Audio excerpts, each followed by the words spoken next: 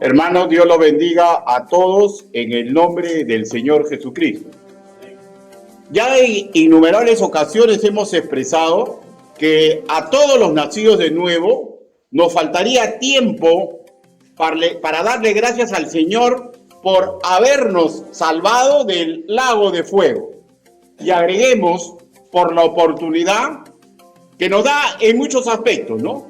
Pero a mérito del tema que vamos a tratar, agradecemos la oportunidad que nos da a los padres de enmendar muchos de los errores que cometemos en la crianza de nuestros hijos. También por su ciencia escritural para contribuir en la cura de las heridas y dolores en el alma de los que conforman nuestro hogar. Hoy estamos entrando a la cuarta exposición denominada Padres. No desconcertemos a nuestros hijos. Al respecto ya hemos trazado, ¿no?, algunos deméritos paternos. Cuando hablo de paterno, hablo de varón y mujer, por si acaso, ¿ya? Algunos deméritos paternos con respecto a la crianza de los hijos. Recordemos lo hasta ahorita estudiado. Primer caso: contraer enlace conyugal con alguien de fe diferente a la nuestra, que podría ser una hermosa persona, pero al no rendir culto al Dios que está en los cielos, tenemos que comprender, hermanos míos, que vamos a entregarle a esos hijos una educación en dicotomía que nos haría ver, ¿ya?, lo valedero de no unirnos en yugo desigual. 2 Corintios capítulo 6, versículo 14. Segundo caso, sobre cónyuges creyentes que no interactúan en la doctrina de Cristo, con consecuencia muy parecido al primer caso. ¿Y saben cuándo se nota? Cuando dichos hijos ellos groseramente ven, o sea, no ellos, sino groseramente los padres, no practican lo que dicen que practican, ¿ya? Aunque parece un juego de palabras, pero es así, ¿ya? Cuando el padre dice pero no practica, también le crea una dicotomía a los jóvenes. Recuerden que los hijos, aunque no lo digan, ven sumamente importante a los padres. Tercer caso: de padres que castigan desproporcionalmente usando la ira en vez del sentido común, que olvidan que la furia no solo es mala consejera, también es como depositar veneno en el corazón de nuestros hijos. Al respecto, recordemos lo que escribió Adam Clarke, teólogo metodista. Él escribió así: si se les castiga con severidad, tirando a crueldad, solo se endurecerán y se desesperarán en sus pecados. Los padres crueles generalmente tienen hijos malos, ¿ya? Generalmente. Porque sabemos, ¿no, hermanos míos?, que la palabra del Señor, cuando entra en contacto con un ser humano, puede trastocar a cualquiera. Cuarto caso: padres que sobreprotegen a sus hijos, que consideran que castigar, ponerle límites, negarle algo a los hijos es una pésima forma de criar. Que, por ejemplo, lo escrito en Proverbios capítulo 3, versículo 12, porque Jehová al que ama castiga, como el padre al hijo a quien quiere. Ellos, cuando escuchan esto, les sabe a poesía, pero para nada sabiduría valedera para criar a sus propios hijos. Pues ellos practican lo que el psicólogo español López Sánchez denominó negligencia por amor.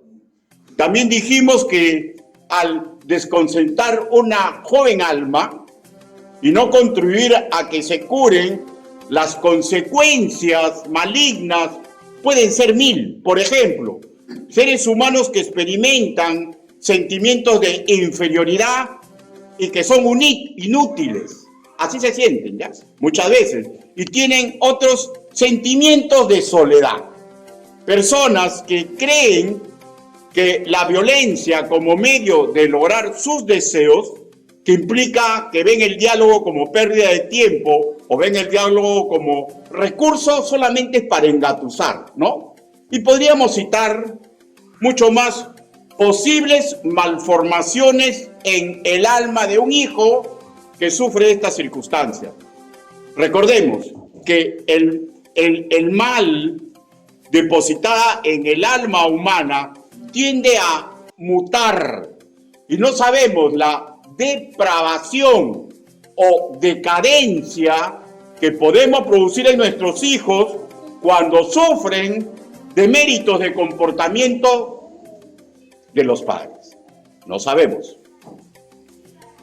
Claro, confiamos, ¿no?, en que la palabra del Señor puede cambiar a cualquier persona, pero como padre, hermanos míos, es preferible antes de y no después de. Creo que esto es sumamente claro, ¿no? También hemos acotado que el modo cultural del cristianismo tiende a alejarse de posturas abusivas y también de las negligentes, de dejar a los hijos hacer simplemente como lo que ellos creen que deben hacer.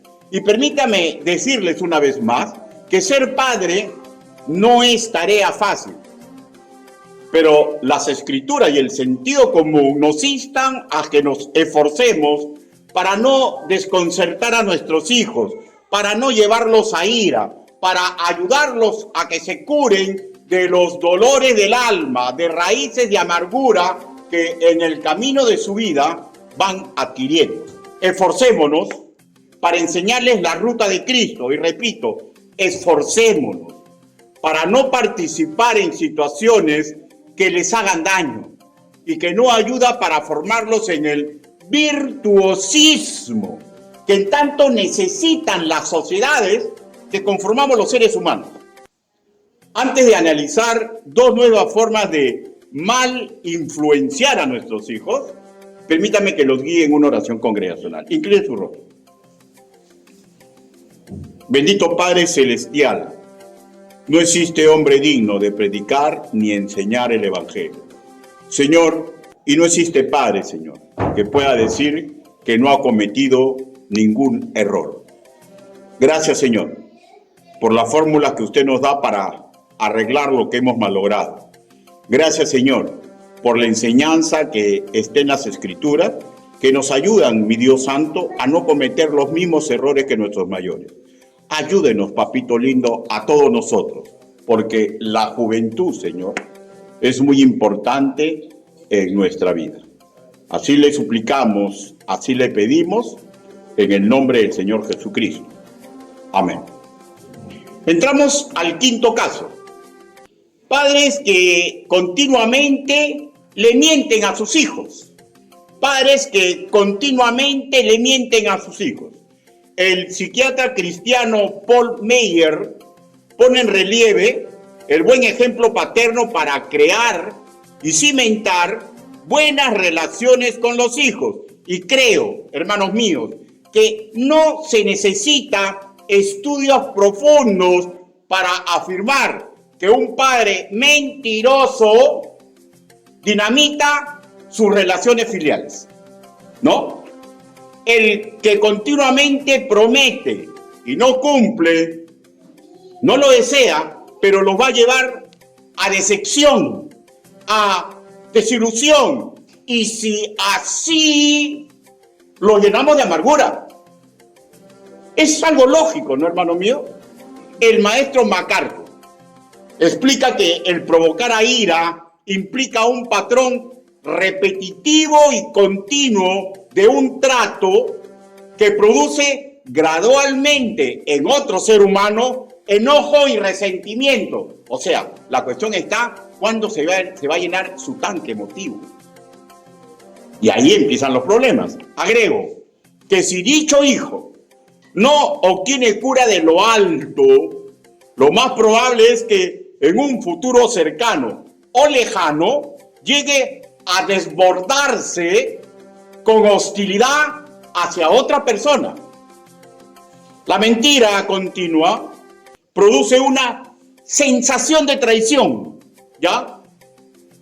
Les voy a leer Proverbios capítulo 14, versículo 25, pero en la versión Nueva Biblia de las Américas. Escúchenme por favor. El testigo veraz salva vidas, pero el que habla mentiras es traidor. O sea, ¿por qué Dios revela esto en su palabra? Para que comprendamos, hermanos míos, lo terrible que es mentir en todo nivel y mucho más a un hijo, continuamente, ¿no? La traición, escúchenme, muy pues probable que alguno de ustedes haya sufrido alguna traición en su vida. La traición hace doler el alma del más fuerte y puede envenenar el alma más pura. Escúchenme, por favor. Hay que tener mucho cuidado con nuestra palabra empeñada, pues promesas incumplidas como método continuo de comportamiento con un hijo o con un cónyuge dañan su corazón. Dañan su corazón. Muy útil para evitar desorientar a nuestros hijos con continuas promesas rotas es lo registrado en Mateo capítulo 5 versículo 37. Que tú sí sea sí y tú no sea no. O sea, pensar en los pros y los contras antes de prometer, hermanos míos, es una excelente política paterna. Busquemos Proverbios capítulo 19 versículo 22. Proverbios capítulo 19 versículo 22.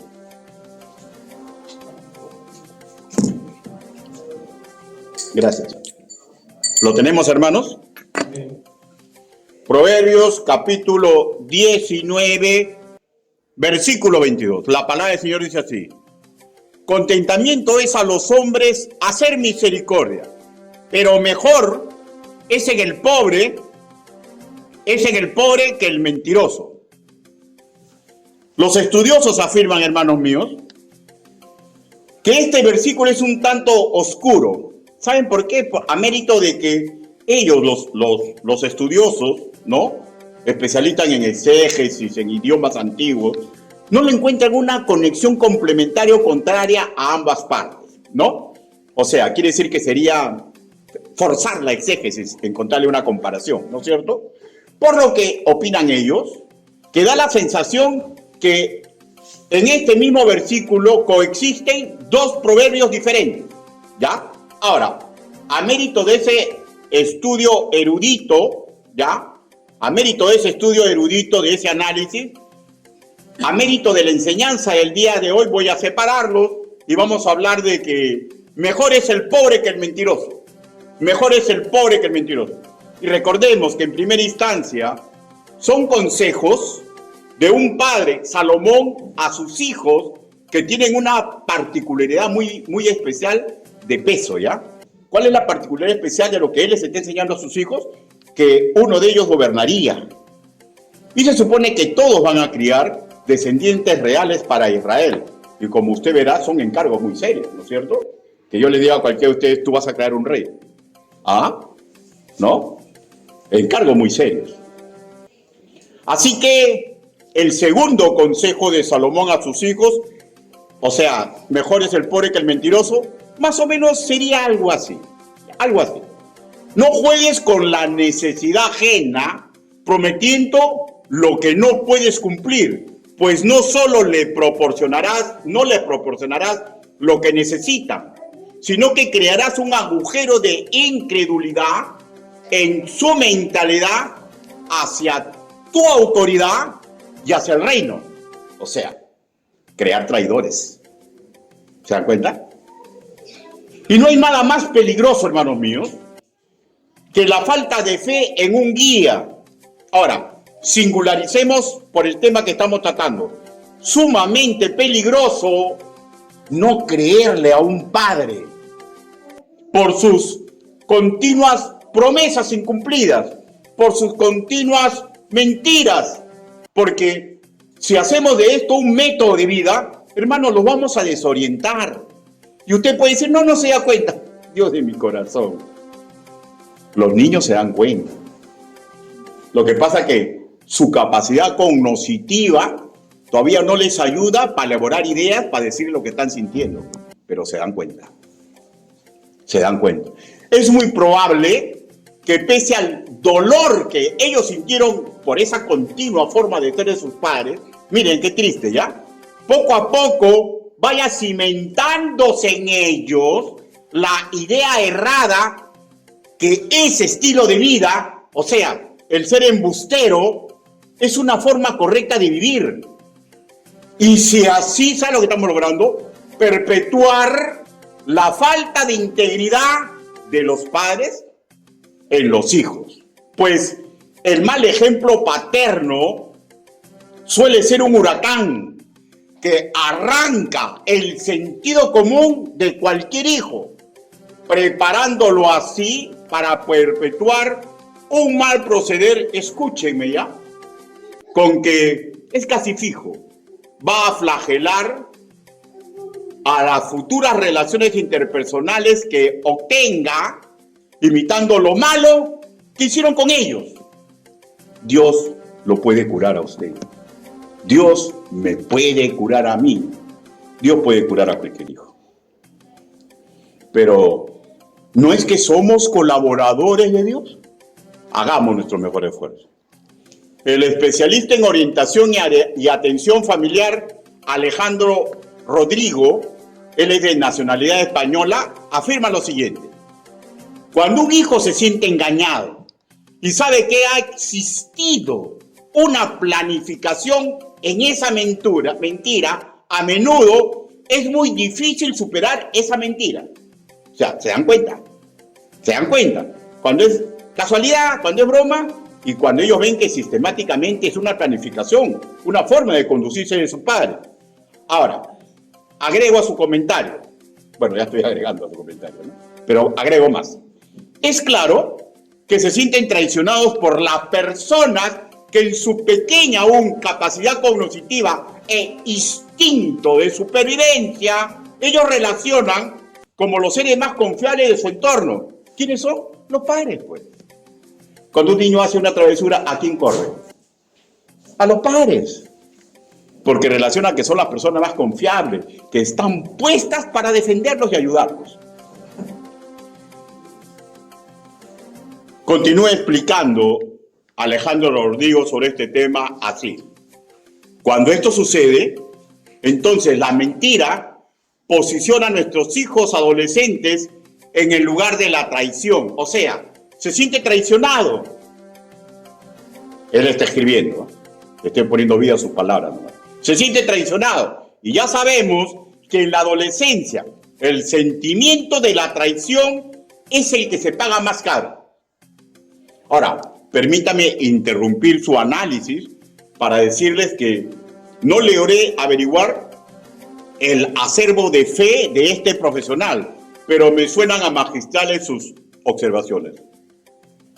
Full sentido común. Él continúa escribiendo así. El adolescente lo que en realidad quiere es comprobar cómo el padre que le ha mentido es capaz de reconocer sus errores y pedirle perdón genuino ante una mentira. O sea, miren, el hijo desea que te comportes y que me comporte como un ser de bien. Y hasta cuando nos equivocamos, podemos hacer del bien. Pero, como él dice la Biblia, al que se humilla, Dios lo enaltece. Y esos versículos, hermanos míos, porque esto debemos comprender ya. Dios ha puesto en nuestro corazón la Biblia, el sentido común. Los niños no comprenden, ya, no tienen capacidad cognitiva, pero sí tienen el sentido común, aunque sean chiquitos y esperan algo que no saben decir, pero lo esperan.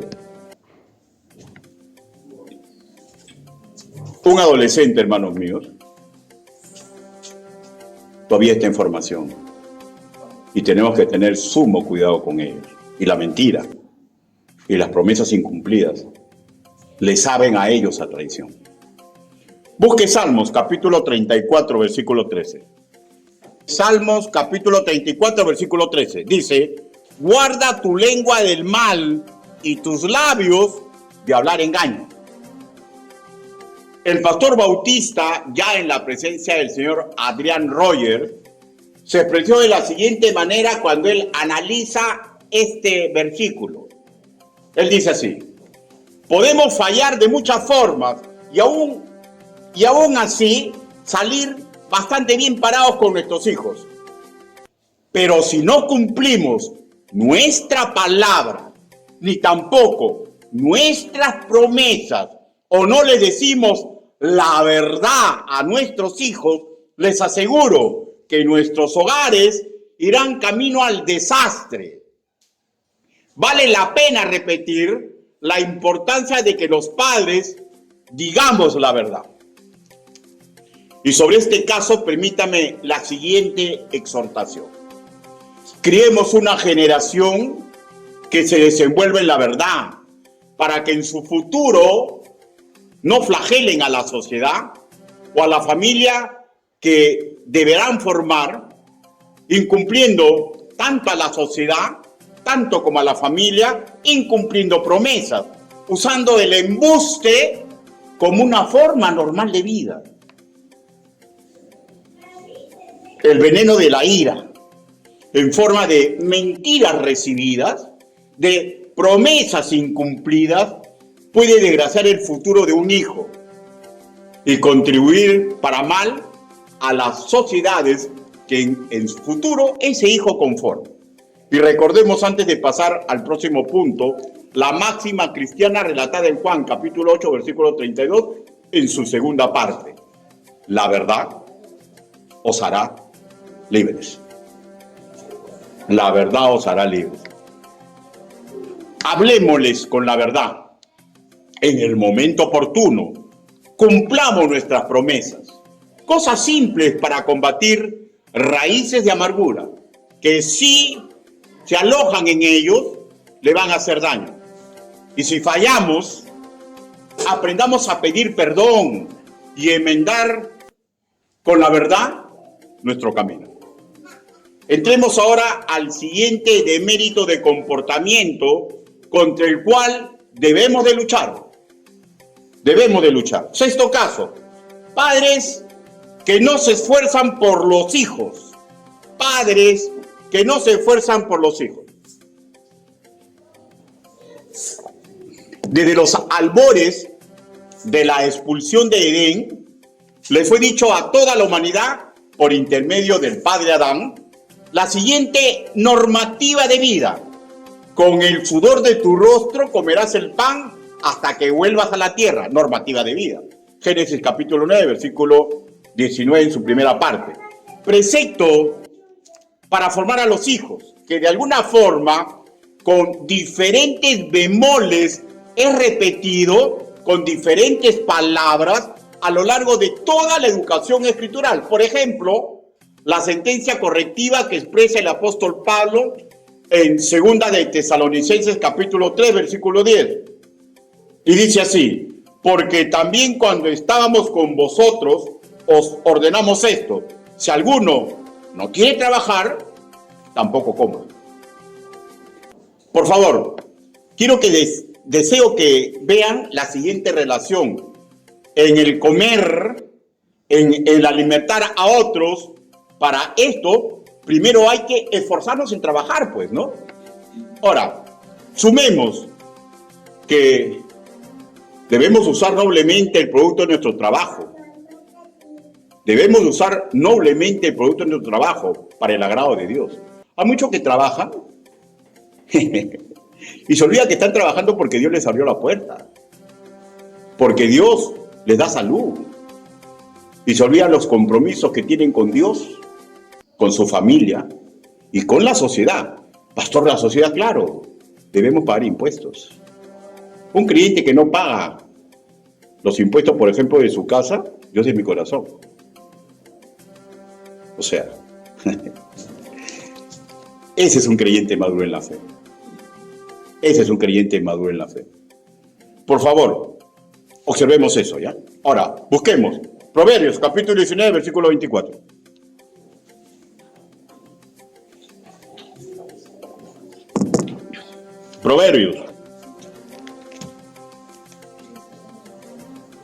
Porque no creo, ¿no? Que usted no pague impuestos y su hijito le dice, papito, ¿y nosotros pagamos? ¿Pagamos la basura? ¿Pagamos el...?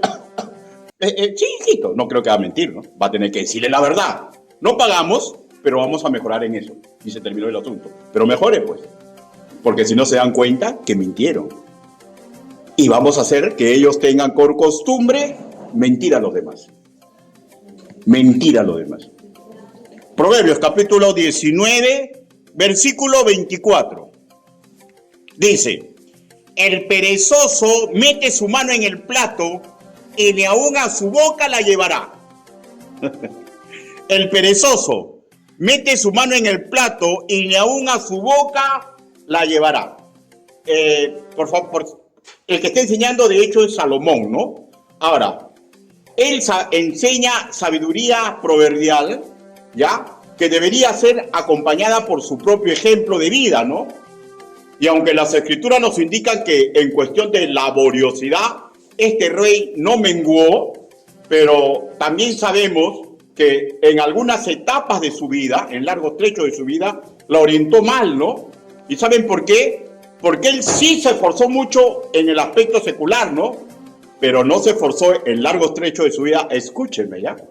En ser referente moral para sus hijos. Y déjeme que desarrolle el tema para que ustedes puedan darse cuenta de lo que estoy hablando. Pero primero, centrémonos en este versículo.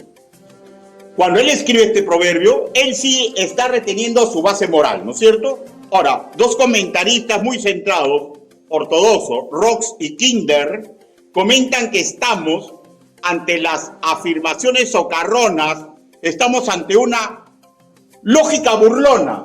Explico. El perezoso mete su mano en el plato, ¿qué? ¿Y no hay cubiertos? Y ni aún a su boca la lleva, o sea, estupidez completa, ¿no? Agarro la comida y no la llevo a mi boca. O sea, es ridículo, ¿no? Es ridículo lo que está diciendo. Volvamos a la pregunta. ¿Tener pereza para llevar alimento a su boca? ¿Tener la dejadez de no buscar un instrumento idóneo para agarrar la comida? Espero que para todos sea sumamente claro, ¿no? Estamos ante una figura literaria, una exageración que lleva al que escucha a decir algo por el estilo. Si este es flojo y estúpido en ese nivel, qué ridículo. ¿Cómo será en otras actividades de su vida? O sea, es una ridiculez, es una estupidez, pues, ¿no? Y tremendo flojo, ¿no? Porque por ahí debería estar el cubierto, ¿no? Pedirlo, ¿no? O sea, estamos ante una representación sarcástica para golpear la mente de quien escucha, para que escúcheme, para que evite ser burla entre los demás como una persona dejada, como una persona floja, como una persona que no tiene sentido común, pues, ¿ya? Ahora, y quiero volver a tachonar, es claro que lo que estamos leyendo linda en la estupidez más severa. ¿Y saben por qué? Porque la comida no se mueve por acción del pensamiento. O sea, hasta ahí, pues no, o sea, ya, pues ya meto la mano, ya. Pero yo meto la mano a la comida y soy incapaz de llevármelo a la boca. Terrible, ¿no?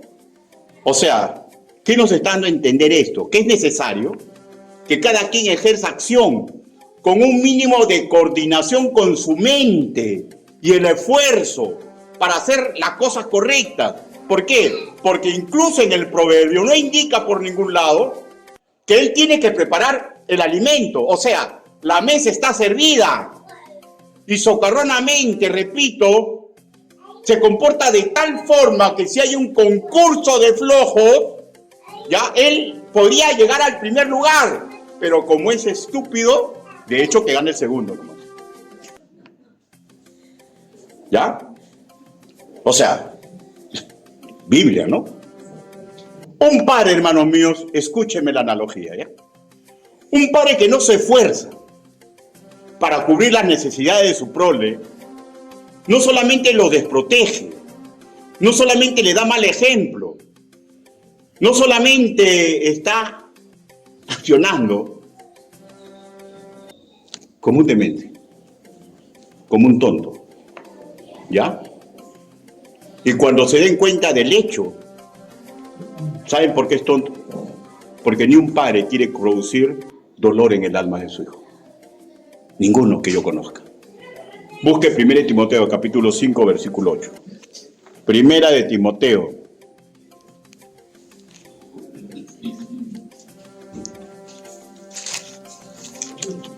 Primera de Timoteo capítulo 5, versículo 8.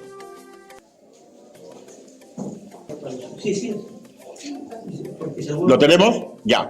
Dice, porque si alguno no provee para los suyos y mayormente para los de su casa, ha negado la fe y es peor que un incrédulo. ¿Ya? Ahora, ¿está claro o no? Pero recuerde, los que son súper chamba, ¿ya? Dicen, no, eso no va conmigo. No, dice, no, eso no va conmigo. Pero recuerde que estamos refiriéndonos a alimentar a los hijos. Y el Señor Jesús nos habló la verdad completa. No solo de pan vive el hombre, sino de toda palabra que sale de la boca del Señor. Escúcheme entonces. Un padre creyente que no se esfuerza a su vez de cubrir las necesidades espirituales de su prole, no solamente lo desprotege, no solamente le da mal ejemplo, se está comportando como un, perdón la expresión, como un tonto. ¿Por qué? Porque no se está dando cuenta que lo que protege magistralmente, escúchenme por favor, al ser humano, no es ejército ni espada, sino la palabra del Señor, el Espíritu de Dios, mediante la palabra del Señor. Escúchenme, hermanos míos, desproteger espiritualmente a los hijos es el peor daño por negligencia que le podemos hacer. Es el peor daño por negligencia que le podemos hacer. Y usted me dirá, pastor, ¿y cómo hago entonces? Esta es mi Biblia. Usted tiene su Biblia, ¿no? ¿La busca solamente para ir a la iglesia? ¿Tiene sus devocionales? Y podríamos ir más, ¿no? ¿Usted es capaz de decirle alguna verdad más allá del ABC a sus hijos de la palabra del Señor? Si no es capaz, hermanos míos, es simplemente porque está dejando de lado los métodos de Dios para que usted pueda ser el educador de su hijo. Es más, y vamos más todavía, ¿no? Cosas particulares, ¿no? Viene usted a los cultos. ¿Y cómo quiere enseñarle a su hijo que es sumamente importante ir al culto y escuchar la palabra del Señor? ¿Tiene problemas de cualquier tipo? ¿Alguna vez pide consejería o busca la verdad en la Biblia? ¿Y cómo quiere crear en sus hijos amor a la palabra de Dios? La indolencia para hacer las cosas, hermanos míos, es natural en un niño y en un adolescente, porque están en edad de la simpleza, ¿ya? Pero los adultos, un padre de familia, tiene que comprender que es una tarea ser padre de familia que lo debe alejar de la simpleza. Un padre que prima sus sueños seculares y la antepone a la visión de Dios para que Él proteja a sus hijos en el aspecto laboral y en el aspecto espiritual, hermano, es una persona que es un generador de mal. Generador de mal. Si un padre es incapaz de levantarse temprano para ir a trabajar, si un padre es incapaz de tener la costumbre de leer la Biblia, pregunto, ¿qué ejemplo le estamos dando a nuestros hijos? ¿Qué mensaje? ¿Que las cosas del Señor no son tan importantes como le dicen en la iglesia, en la escuelita dominical? Repito, no hay peor maldad por negligencia que le podamos hacer a ellos. ¿Y qué mensaje le voy a dar a mi hijo? Pues no, que no hay plata, no hay nada, y no soy capaz de salir a buscar el trabajo. Parafraseando a 1 Timoteo capítulo 5, versículo 8. Si algún padre no provee bendiciones materiales y espirituales para sus hijos, se está comportando peor que un incrédulo. Hermanos, tenemos que aprender a parar. Tenemos que aprender a regresar al camino virtuoso que a Dios le agrada, de acuerdo a las circunstancias. Tenemos que aprender a, si nos cansamos, pedirle fuerza al Señor como las águilas.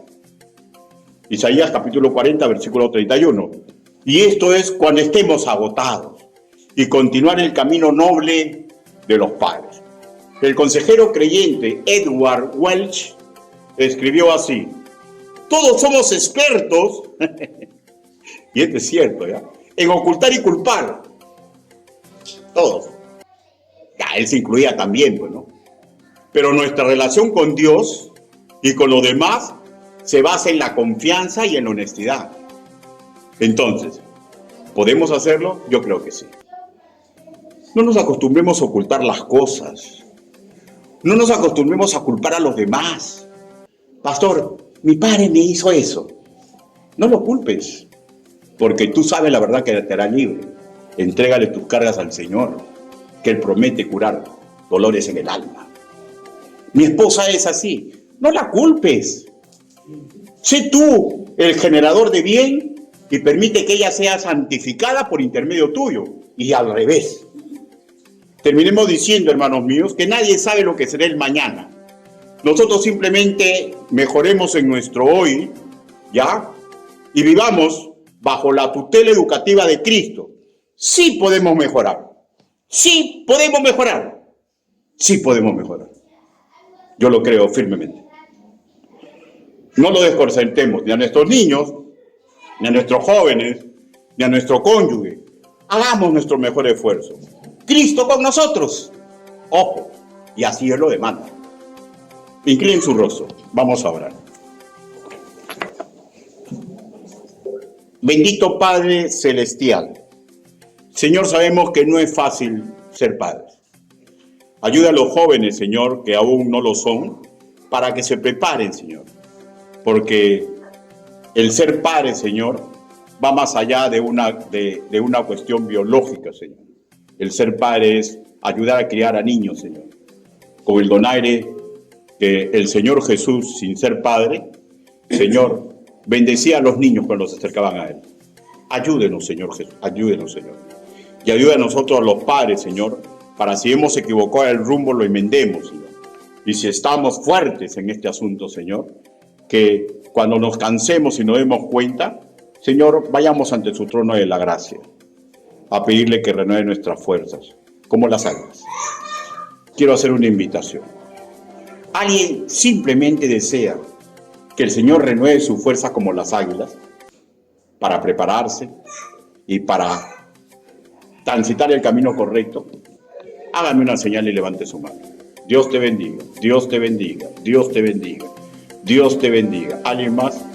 Dios te bendiga. Baja inmediatamente. Dios te bendiga. Vamos a orar.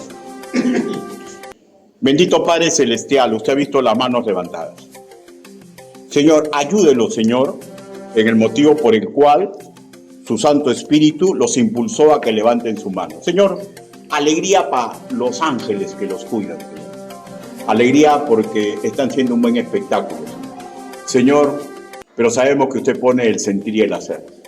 Ayude a los padres por el motivo que levantaron su mano. Bendígalos, protéjalos, Señor. Y ayúdelos doblemente, Señor, porque sabemos que es una guerra continua hacer lo correcto. Que su corazón no los acuse cuando se equivoquen el camino, pero que regresen corriendo inmediatamente a usted, Señor, porque los hijos también aprecian eso. Papito lindo, lloramos por aquellos que no levantaron su mano, porque siente que van por buen camino, Señor. Pero ayúdelos, Señor, porque tarde o temprano van a ser pedidos para ser zarandeados. Así le suplicamos, así le pedimos, en el nombre bendito, poderoso de nuestro Señor Jesucristo. Amén. Dios lo bendiga, hermano.